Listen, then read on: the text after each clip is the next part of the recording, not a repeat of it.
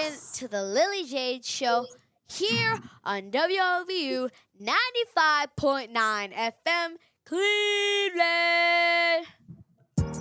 Today I am excited because we have a true extraordinary guest joining us today, a true legend in the world of jazz and music education. She's an internationally acclaimed vibraphonist, composer, educator, and multimedia artist. Give it up for Cleveland's own jazz legend, Miss Cecilia Smith. How you doing? I'm fine, thank you. How are you? I'm good. How about you? Well, I'm here. Got my little setup in this room here, and so it's going. We're going to dive into her incredible career, as I said, incredible to talk about her love for music and even hear her advice for anyone out there dreaming real big. So sit back, relax, get your snacks ready, and get ready for an inspiring hour with my good friend. Also, big announcement. I'm teamed up with Community Cup Classic Foundation and Greater Cleveland Sports Commission for the Next Up Youth Baseball and Softball, yes, we're bringing in the girl bosses, clinic. It's Friday, May 30th at League Park from 1 to 5 p.m. And free. Wait, turn your speakers up. Free! For all ages. For more information, go to thelilyjadeshow.com, and the clinic is in conjunction with the NCAA D3 Division III Baseball Championships.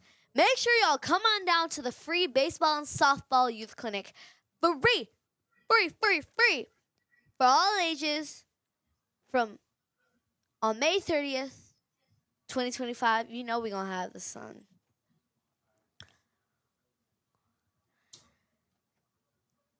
Now, before we jump in, let me give y'all an amazing quick rundown of how amazing our guest, Miss Cecilia Smith, is. She is not only a master of the vibraphone, but she's also a TEDx speaker, composer, and an educator. She's been part of groundbreaking, like literally groundbreaking projects like the Mary Lou Williams Resurgence Project, and has made waves on the jazz radio charts with her recent recordings. Seriously, you've done it all. So, Miss Cecilia, to break the ice, what's one fun fact that most people don't know about you?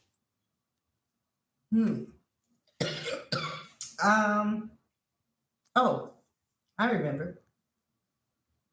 Me and my sisters, we're all twins. But I'm the only one that plays music. What do you mean, all of us? Like I have multiple a twin sets? sister. Excuse me, all of a sudden I'm coughing. I have a twin sister, and my younger sisters are twins. And speaking of twins, shout out to Miss Cynthia, my grandmother's bestie. That's right. But, all right. Now let's dive into your journey because I know our listeners are eager to learn more. Let's start with your roots. Where are you from and what led you to pursue in music? Well, while I was born in Cincinnati, we moved when I was a toddler. And I was raised in Cleveland Heights to be exact. And like all kids, we took piano lessons. My sister and I actually took piano lessons at Boulevard Elementary School in Cleveland Heights during lunchtime. Piano teacher would come and teach us while we were eating lunch. And I think I was like 8 years old. And I really liked it. So after we did that, my mom got us another teacher. Margaret Heller was her name. Remember, she had a house on the corner of Lee Road and Fairmont, big, huge house. And my sister and I would go there Saturdays and take lessons. She was a world-renowned pianist and educator. I did that for many years. Then I got interested in the drums. And so I like the drums I, too. I took drum lessons, had a drum set and a grand piano set up in our living room. And when I got to high school, the unusual thing is that I went to Roosevelt Junior High School, they were fading it out. So we actually got to go to Cleveland Heights High in the ninth grade. High tie. Yeah. Yes. And discovered their band room and saw that they had a xylophone. And because I played drums, I was there as a drummer. I had auditioned and got into one of the bands, and we had to play in marching band. But I discovered that the xylophone was set up just like a piano, and I could play it. And they needed mallet players, so I got very interested in that. And my mom paid for drum lessons and piano lessons. And I found a percussion teacher that gave me the ins and outs of, his name was Ron Papaleo. He lived in, I think, Mayfield Heights. He was a percussionist, did a lot of studio work in Cleveland. And I played timpani. I played all the percussion instruments in high school and loved it. I got another teacher when I was in the ninth grade. His name was Earl Todd. He has since passed on, but he is my favorite music teacher. He got me interested in jazz when I was like 14 years old, brought me jazz records, and then I was hooked on improvisation because Cleveland Heights had still has a really outstanding music program. And so I played in the orchestra, I played in the symphonic band, I played in the marching band, I played in both jazz ensembles. And I got a really well-grounded education in music as a teenager. And I think by the time I was like 15, I decided that I wanted to make that a career choice. And so my piano teacher brought over a pamphlet to Berklee College of Music. And, I was the only school I wanted to go to. Quincy Jones is an alum of Berklee College, and, other musicians as well had gone to school there. Wait, hold on. Say that again. Quincy Jones? He is an alum. Yeah, I met him, a few times. He went to Berklee. And because, Berklee also had some of the greatest improvisational musicians as teachers there. And a lot of teachers who were playing with some really noted big bands like the Buddy Rich Big Band and Stan Kenton Big Band. And so when they were tired of the road, they ended up there as teachers, and they had great educational techniques to teach people how to improvise really well. So a little birdie told me that one of your college roommates are now a famous musician.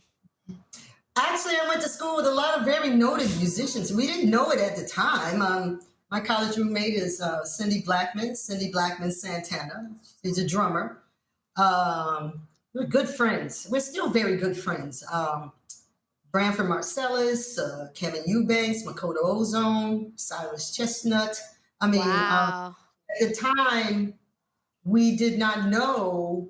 It was such an inspiring time to go to school because everybody played so well, and everybody was just, we ate, breathed, and slept music and practiced all the time. Did y'all have a yard that y'all would play in? Say that again? Like, what did those jam sessions look like? Were you like in a yard or? Well, no. But it's a college setting. They had ensemble rooms. They had a building that just had really large rooms, one after the other. And right now I'm in a rehearsal studio here in New York that also has ensemble rooms. And so we would book the rooms every morning. You got on the line, and you would book the room that you want. And they had drums in there, amps, guitars, and so that was, every night, or there was either rehearsals or recitals going on, or big shows in the Berklee Performance Center. It was quite.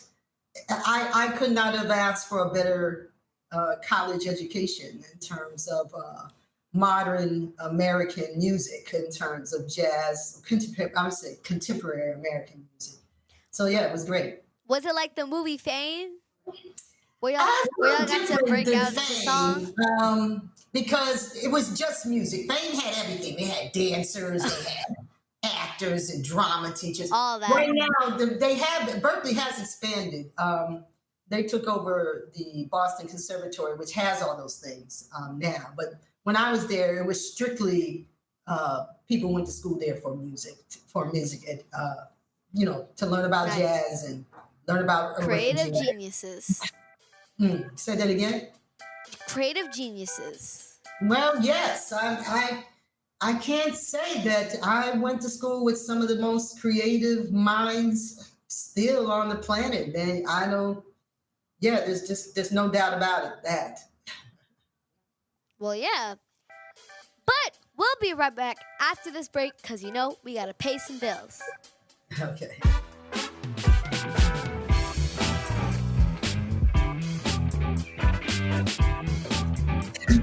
Here at 95.9, we are committed to inclusion, outreach, education, transparency, accuracy, and accountability for us, by us, our voices united.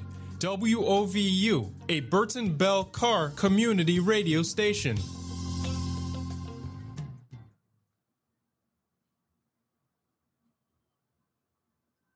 Support for WOVU 95.9 FM comes from CMSD. In an ideal world, every neighborhood, no matter where a kid lives, no matter their background, they can choose any school they can go to and guarantee that they have high quality options. And we've already started to do this work. And, there are pockets of excellence throughout our system. That's what the future looks like.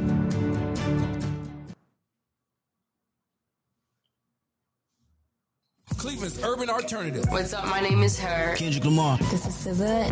Hey, it's Janae Aiko. This is WOVU 95.9 FM.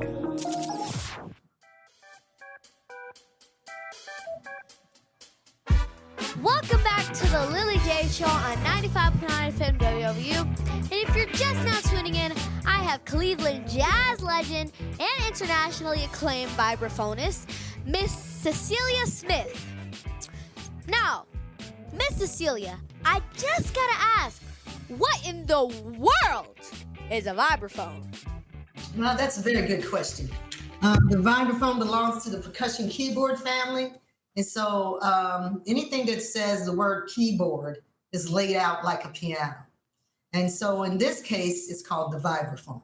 There are other instruments in the percussion keyboard family, like the marimba. Most people know the xylophone because it begins with the letter X, and that's what usually people, when they're learning the alphabet. And then there's other instruments called the glockenspiel.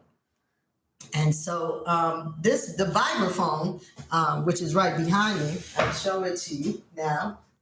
I see it. Yeah. Give us a demonstration. All right, hold on one second. Over there. Now, one reason I see how the mouths are on there. Because the notes vibrate. And so when I do clinics or education programs, I usually have somebody come up and feel the note when I play. So I'm gonna hit this note.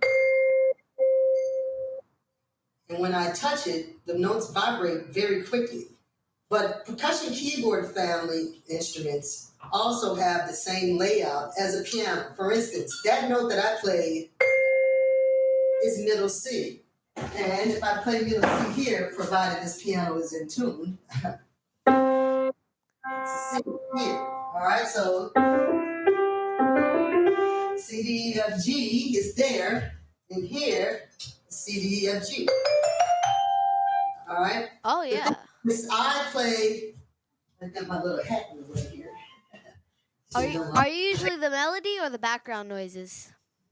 Say that again. Are you usually the melody or are you the background? Well, Like the that's the support? great thing, because one of the things that I learned at Berklee College of Music is how to play with 4 mallets. Most people play with 2 mallets. I play with 4, which means that I can play a song and accompany myself. Wow, that's cool. That's a nice sound. As my band teacher calls it, the percussion is a band inside of the band. Well, okay. I'm not sure what that means, but okay. With- But yes, I can accompany myself. I can play with in a band. And so, yeah, that is the unique way that I play, that I've learned how to play with 4 mallets. What are those things called are you hitting? Are they called keys or what are they Oh, called? yeah, just the key. It's the keys. The diatonic notes are, as you know, if you're playing piano, are the white keys, but these are all the same color. In piano, they have the black keys, which are the sharps and the flats, and the white keys are the diatonic. So, do you have sharps and flats? Say that again. Do you have sharps and flats? Oh, absolutely. Oh, yeah. So we have C, D, E, F, G, A, B, C, right? If I play, that's a C scale. But if I play a C Dorian scale, that's C, D, E flat, F, G, A, B flat, C. All right. So yes, I have to learn all the sharps well. I have to learn how to play songs in every key, and yeah, it's just like a piano, only we're striking the instruments instead of 10 fingers, we have 4 mallets. Yeah. Okay, I'm learning a lot right now because, yeah, I'm learning a lot. That looks fun because they don't show that in school. They just show. Well, not many people play this instrument. You should know that. It's not an instrument that everybody plays. Yeah, like I haven't heard of the vibraphone, but then when you're telling me how like those are different things, like the glockenspiel and the xylophone, I'm like, Right. oh, I thought they were all the same thing, but now I'm learning that those are whole different things. Actually, the xylophone is like the piccolo to the flute. You know what a piccolo is? I hear you play bassoon. It's way smaller and way higher. Say that again. To the piccolo to the flute is like it's way smaller and Yes, it's an octave above the flute. It Yes. plays high. So the xylophone is an octave above this instrument, and the tones only last for as long as you strike them. Sometimes you hear them in cartoons. These notes on the vibraphone last. I have a pedal, which is called a sustain pedal, which when I press it down, the notes ring out. You can hear it, right? And when I let the pedal go, they cut off. Just like here on the piano, we have the sustain pedal, right? The notes ring out. Playing that, you're giving me the vibes of the Mr. Rogers theme song. You know, Daniel Tiger. Oh, I don't know. I don't know, Mr. Rogers. I don't think they use vibes. I think they use a keyboard or something. But it's not a song I know, so I won't own it. Yeah, but now let's talk about the Mary Lou Williams Resurgence Project. This is such an incredible initiative. Can you tell us how it started and why it's so close to your heart? Well, Mary Lou Williams is probably the most noted jazz musician who happened to be a woman, an African American, who ever lived. She was born in 1910. She died in 1981. So she lived through all the important periods of jazz. She was a child prodigy on the piano. In fact, when she was a teenager, she played with the Duke Ellingtonians in Washington, D.C. The Harlem Renaissance. Say that again? The Harlem Renaissance. Well, was she a part of that?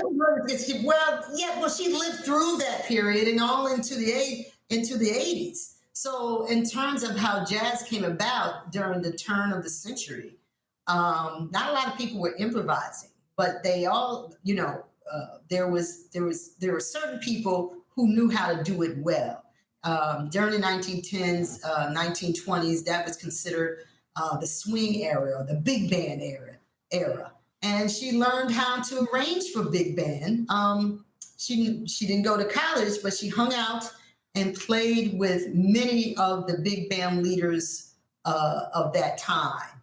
And so her house, she lived in in Harlem in New York City. And her house was a hangout for musicians because they all wanted to know what she knew. Dizzy Gillespie hung out there, Bud Powell, Charlie Parker, because her knowledge in terms of the theory around music, jazz music and harmony, she was really, great at that. But she also helped move, the creative ingenuity around jazz, because after the swing era was the bebop era. And so people would come to her house and say, oh, we're thinking about music like this, Mary Lou, what would you think? So my thing with Mary Lou, I did not discover Mary Lou until I was well out of college. And it kind of, made me a little mad that, she had records out. She had played with a lot of musicians. She was in the Benny Goodman band, and her estate still collects royalties on the big band arrangements that she wrote for Benny Goodman. And so, I was asked to do a concert of just her music, maybe like 1998. So does that fall into the category of Black history that not many people know about? Absolutely. Oh, definitely. Definitely. In terms of music, Black history and music, a church asked me to play a concert of all her works during Jazz Vespers. Jazz Vespers where a lot of church institutions have jazz musicians come and play during services or maybe concerts. And I didn't know much about her work. And so I discovered that at this church, it was a Catholic church. Mary Lou converted to Catholicism the last 14 years of her life. And her manager was a Jesuit priest. And she did her confirmation with a Black priest who was still living at that time. And I met with him. And at that time, all of her work was transitioning into Rutgers University Jazz Institute, which is a big jazz library at Rutgers University. Is she the first? Is she what? Is she the first Black woman? Well, she is the Black woman to probably be recorded at during that time, and she's accredited as being the creator, one of the creators of jazz in terms of the language of the music. So yeah, when I went to Rutgers, they were just putting her stuff in order, and I discovered all her big band arrangements, all her compositions. She had more than 300 compositions and recordings. Wow. She was on Sesame Street, and she was, she was. There is, you can find it. I don't know. Well, now I'm gonna have to find it because I love Sesame Street. I'm gonna have to find it now. I love Sesame Street. Yeah, she was on there. I'm not sure she was the righteous, But anyway, she traveled around the world and played.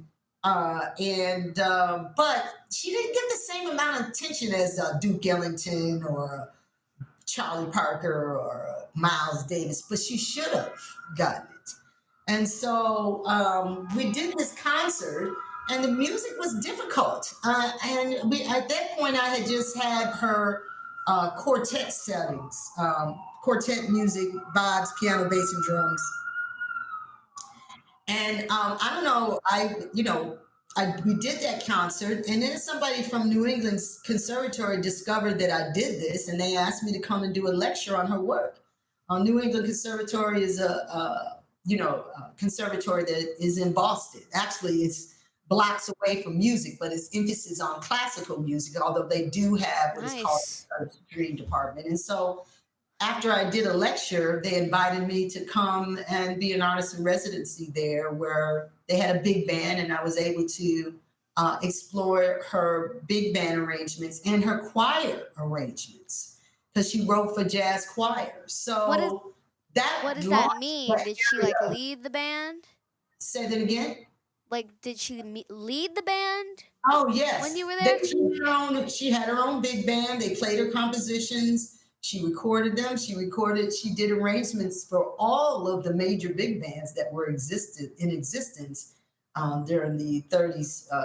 From the 20s, till her death in 1981. So one of my mentors and very good friends, who was also a big band arranger and great trumpet player, Cecil Bridgewater, encouraged me to start my own ensemble. He said, "You need to have an all-star big band and start to explore this work." And I was like, "Oh, that's a lot." I mean, it's great, but the administration around being a musician can be daunting. I mean, it can be very difficult. So for about 10 years, I, did gigs at different colleges and universities and for presenters that was interested in this work, because not only was I doing her work, I was also reshaping her work to, in terms of arrangements that would reflect if she were living, in the 90s at that point, and the 2000s, because I continue. I have many arrangements of her big band stuff that I kind of tinkered with just a little. And I was able to record her work for the first time in 2022, 2023, kind of lagged over into that. And we did the small ensemble arrangements of her work that I'd been working on for years. And that was the recording that rose to the top of the jazz charts and stayed there for more than a year. And well, let's get into one of your songs. Okay. What's your story, Morning Glory? Which is probably her most noted.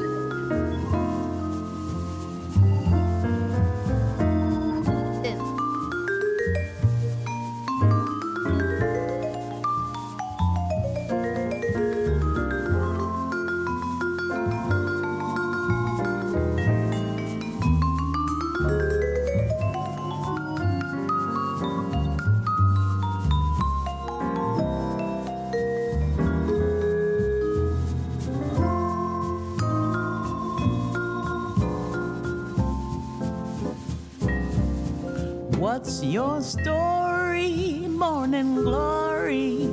What makes you look so blue? The way that you've been acting, I don't know what to do, but I love you. Sure as 1 and 1 makes 2. What's your story, Morning Glory? Got a feeling there's a lot you're concealing. So won't you tell me that you love me too?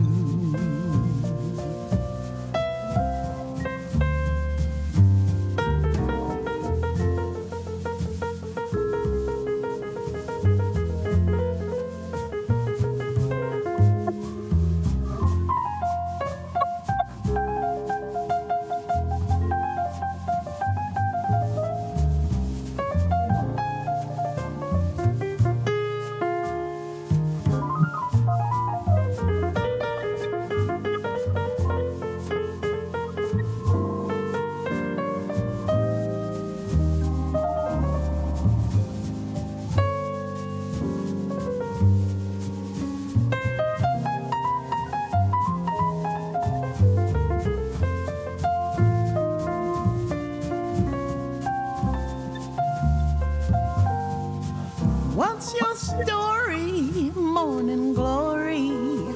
You've got me worried too. A postman came this morning and left a note for you.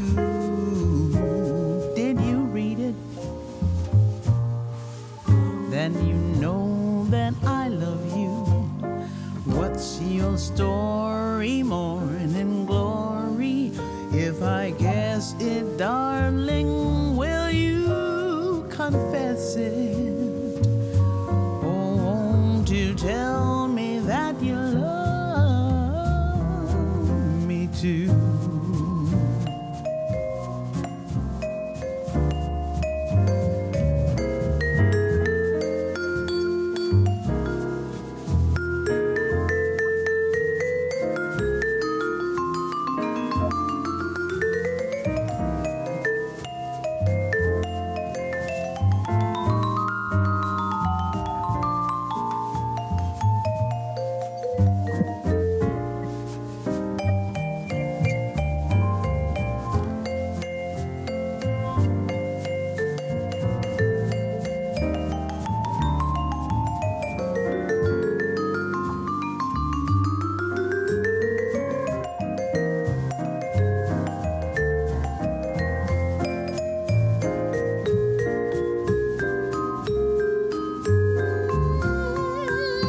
What's your story, morning glory?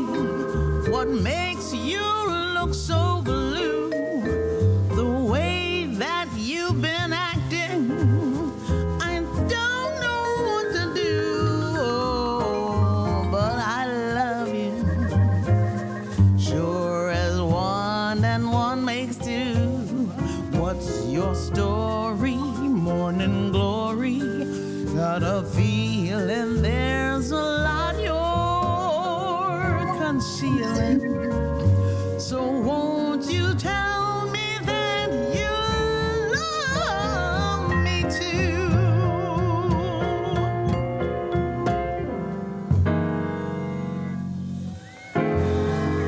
That was great. Now, I just gotta ask. I know that was you on the vibraphone because I can hear it. But was that you singing? Like, what was your other involvements on the song?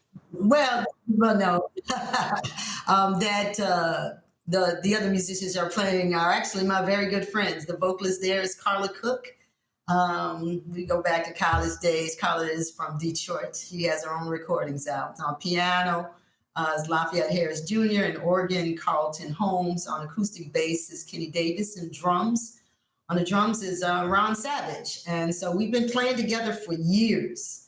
What's one reason why the music's up in the season, huh? What did you do? Were you the producer, or what was your partake? I'm the leader of the recording. The recording is called the Mary Lou Williams Resurgence Project. And so I'm a producer on the recording, and I play vibes on the recording. And I set the whole thing up. Yeah. And I call my musician friends. I actually got a grant to do that recording through Chamber Music America and the American Composers Forum. Helped finance. And I love that you're shouting them out. Say that again. I love it that you're shining. I'm shining? Yeah. I just love that you're shining a light on her contributions. Oh, absolutely. Yeah, I learned about her from you. Well, you know, like I like to say, that's legacy. Well, absolutely. Yeah. I'm trying to do a second recording of her music that just involves big band choir and some more of the small ensemble work. We're working on that right now. We can't wait to hear it. But also, your recent recording from this project. Well, this project is a hit from the top of jazz radio charts. Congratulations.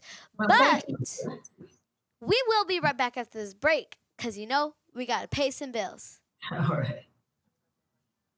And also, make sure y'all register for my birthday party. We're going to have lots and lots of fun. Remember, you can go on my website, lilyjadeshow.com, to register. And hurry up because it's free for the first 50 people. So make sure y'all register. So that way, you know, y'all can come.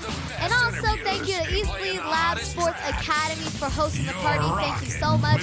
And we are so excited. On the Lily Jade Show. Here we go.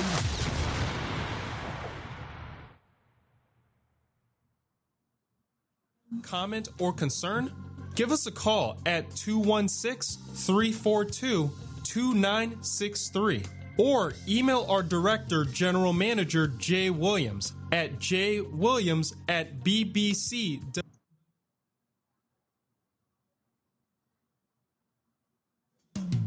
WOVU 95.9 thrives daily to provide a positive forum for discussion of community issues and opportunities. Provide a creative platform for every segment of our community. Produce and distribute entertaining and uplifting cultural, educational, and artistic programming. Produce and distribute local community news, information, and public service announcements. Provide a platform for the live coverage of local community and school sports. Provide a portal for outsiders to rediscover the Forgotten Triangle and its potential. Provide media education and training to participating members of the community. Make no mistake, WOVU 95.9, Our Voices United, a solution-driven radio station. For real, this is WOVU 95.9 FM Cleveland's Urban Alternative. Welcome back to the Lily Jade Show on 95.9 FM WOVU Cleveland. And if you're just now tuning in, I have Cleveland jazz legend and internationally acclaimed vibraphonist, Miss Cecilia Smith. So now, Miss Cecilia, I gotta ask, pop quiz now. Uh-oh. And this might be a little easy for my musicians, aka you. What was the first concert that you attended? My mother and her friends took me to go see Ike and Tina Turner at the Public Theater when I was like 9 Taking years it old. back. Yeah, I still remember it. What was the last concert that you've seen? The last concert that I've seen, I have to say that involved music was a few weeks ago. I went to go see Alicia Keys' Hell's Kitchen. No, yeah. I mean, it's not really a concert, it's a musical theater piece. But still. And yeah. Adam Blackstone. Produced by Adam Blackstone. Okay. Yeah, I just got to meet him at Tri-C. Okay. All right. So you're going to come to New York to come see it? Yeah. Oh, come on now. I would love to. You gonna take me? Because I love going to New York. Okay. I love going up there because I went up there for a spring break to go see the Wiz. I love it. Okay. All right. You gotta take me back up there with you. And I just got finished. I just got finished with a musical. I got the lead. Lots of fun too. So I love singing. Okay. All right. Go ahead. Who have you seen most in concert? Who have I seen most? I think maybe Herbie Hancock. Yeah, pianist Herbie Hancock. I have seen him over and over and over again. From the time I was a teenager through his adult life. He's in his 80s now. Who are you? Go ahead. Who do you wish to see? Who do I want to see? Well, I'd like to see Herbie Hancock again. That's how much I like him. Who are you happy you got to see? I'm happy I got to see Freddie Hubbard before he passed on. He used to play with Herbie, and I got to see him at the Front Row Theater years ago before the toilet Front Row Theater down. And he's a trumpet player, jazz trumpet player. Mm-hmm. What is he known for? Well, his most famous piece of music is probably called Red Clay. He's a straight-ahead jazz trumpet player. He released records on CTI, which was a famous jazz label in the 70s and part of the 80s. Back then, they had albums, and their albums were known for their outstanding covers. And they all opened up. And Quincy Jones... did he record for CTI? I'm not sure. I think he recorded for A&M. But yeah, that is. Mm-hmm. Who will you see next? Who am I going to see next? Yeah. I just finished. One of my cousins came here. We went to go see a bunch of plays over the last 2 weeks. We went to go see Denzel Washington and Othello. We saw Hamilton and we saw Hell's Kitchen. Oh, you saw Hamilton? Again, I've seen it 3 times already. How was it? How was it? Yeah, well, it was beautiful. I saw it when it first opened, and so now all the musicians all the artists have changed, but they're all outstanding. Yeah. That's my grandfather's favorite musical, probably. Well, as I found out that Leslie Uggams Jr. Is going to be playing for in the summertime as a guest appearance. He was one of the originators from the original cast. Yep. Yeah. Yeah. Do they ever use the vibraphones for Broadway plays? Well, if you see a vibraphone, it's because it's part of the percussionist job. They probably have written parts for vibraphone, and that person, if I had not been a jazz musician, I would have gone to school to study classical percussion. And when you do that, you have to study all the mallet instruments, timpani, which are tuned drums, and you have to be able to play all the rudiments and be able to play snare drum. And you have to any percussion instruments like glockenspiel or marimba, you have to be able to master those instruments. And so, if you see a vibraphone in the pit of a musical, that's usually the job of a percussionist, which is a little different than what I do, where my emphasis is jazz vibraphone. Can you give me another demonstration on it? Sure. Like, that was so cool. Okay, sure. Let me point the little microphone in that direction. And give me a live activity. All right.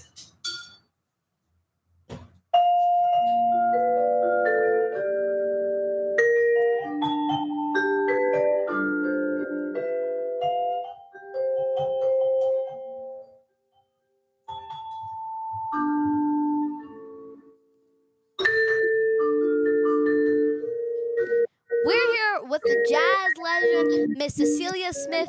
We getting it today.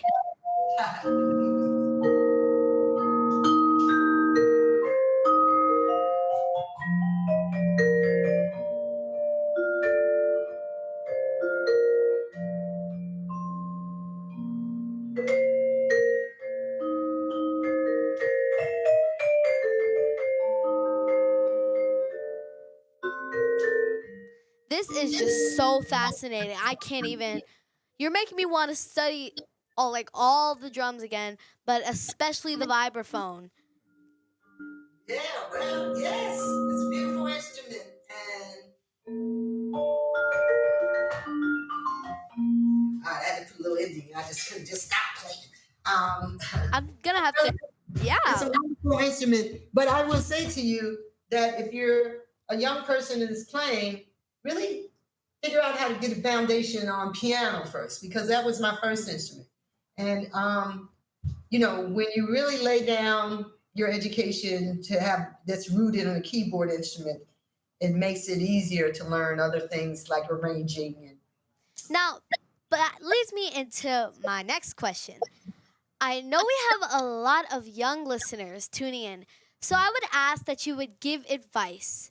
What would you say to kids, especially aspiring musicians, about following their dreams? Well, don't forget to put practice first, number one.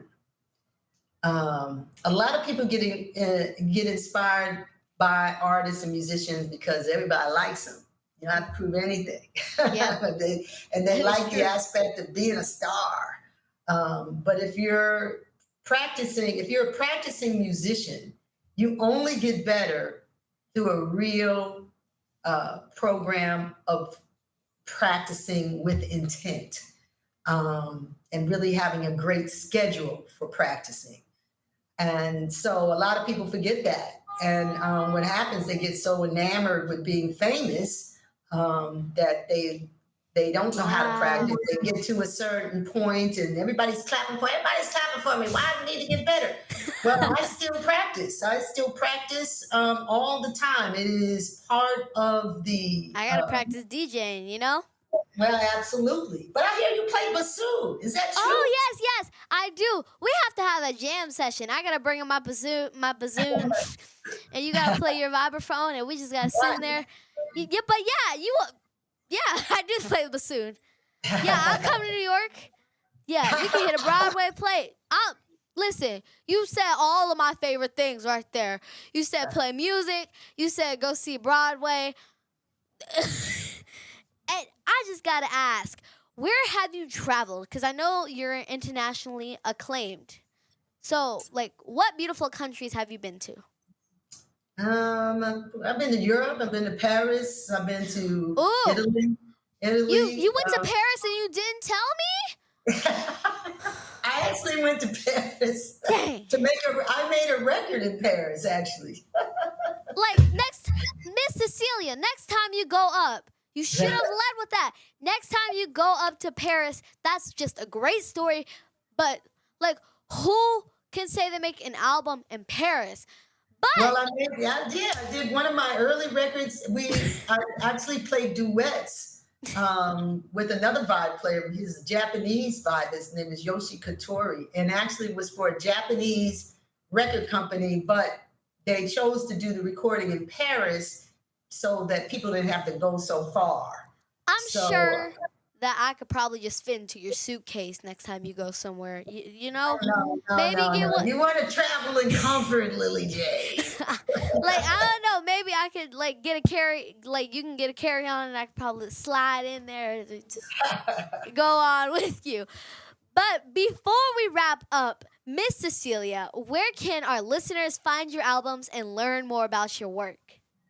Well, I mean, if you Google my name, CeciliaSmith.com, that's my website. Your website. But if you put Cecilia Smith musician or Cecilia Smith vibraphonist, you can find all my work there.